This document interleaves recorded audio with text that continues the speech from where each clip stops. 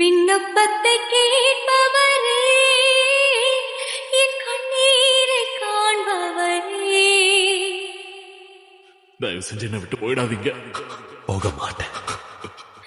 சுகம் தருபவரே, ஸ்தோத்திரம் ஏசையா, என் விண்ணப்பத்தை கேட்பவரே, என் கண்ணீரை காண்பவரே, உம்மால் கூடும் எல்லாம் கூடும், ஒரு வார்த்தை சொன்னால் போதும்.